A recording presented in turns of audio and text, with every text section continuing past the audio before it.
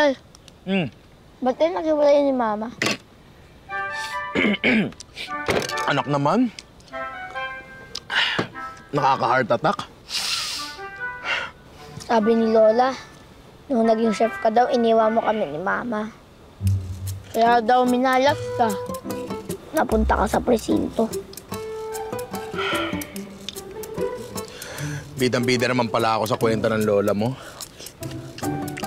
Siguro nga, minalas ako. Masyado pa kasi kaming bata nun eh. Hindi namin alam yung mga gusto namin sa buhay.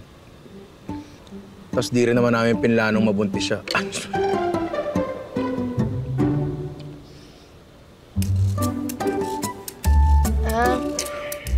Kaya pala hindi niyo ako pintahan nung nakalabas kayo ng presinto. Kasi hindi niyo naman ako ginusto. Hindi lang plinano, nak. Pero ginusto ka namin nung lumabas ka. Mahal na mahal kita. Tandaan mo yan. Same, anak. Same. Mama, Naging mabait ka ba? sakto lang.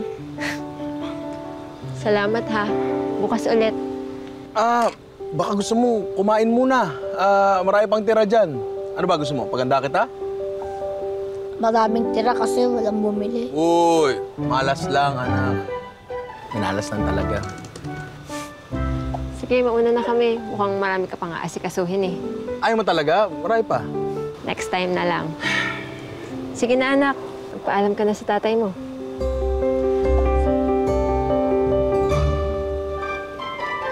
Ang lamig ng gabi.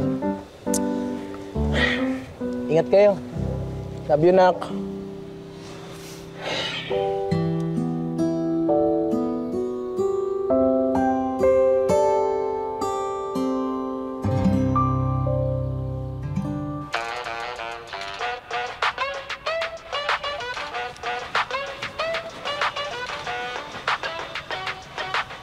Ano yung pinapanood mo, nak? Yan ba yung bid clock? Alam mo, lagi ko pinapanood yung mga ganyan mo, ha? Yung mga paganyan-ganyan mo. Pinapanood ko lagi yun. Oo, di ba? Sa akin ka talaga nagmana ng moves, eh. Yung paganyan-ganyan mo. Mali yan. Paano ba? Ito kasi, oh. Doon. Mahirap yan, ah. Kakaiba yan, ah. Ganyan? Okay, ito. Mahirap yan, ah. Hindi ko alam yan, ah. Hindi ah. Sige pa ka, paano pa ba? Nakulong daw yan eh. Ex-convict. Talaga? Kaya pala ganyan yung itsura. Mukhang masamang tao. Yan na naman kung nakulong. Nadamay lang siya sa boss niya. Ha? Kaya nga ngayon nakalaya na siya, oh. Kayo ang totoong bad kasi nagmamarites kayo. Sabi ni Mama, ang mga Marites at Pablo pupunta sa impyerno. Thank you, nak, ha.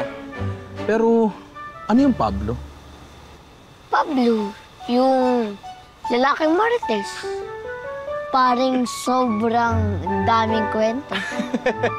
Di ba pala alam yan? May ganun pala, anak. Ay, ako. Owen, anak. Gusto mo bang matuto magluto?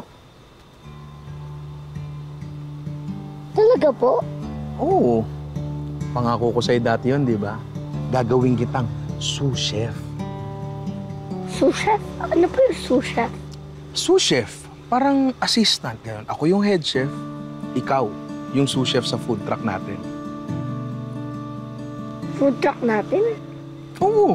Tingin mo ba akin lang yun? Para sa atin yun. Sanggang dikit. Gusto mo yun?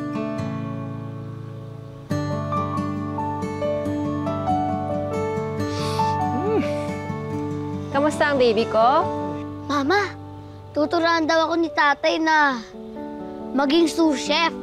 Ay, we? Pero paano yan? Nakahanap na kasi ako ng kapalit ni Inday. Baka sa makalawa, pwede na kitang iwan lang sa bahay.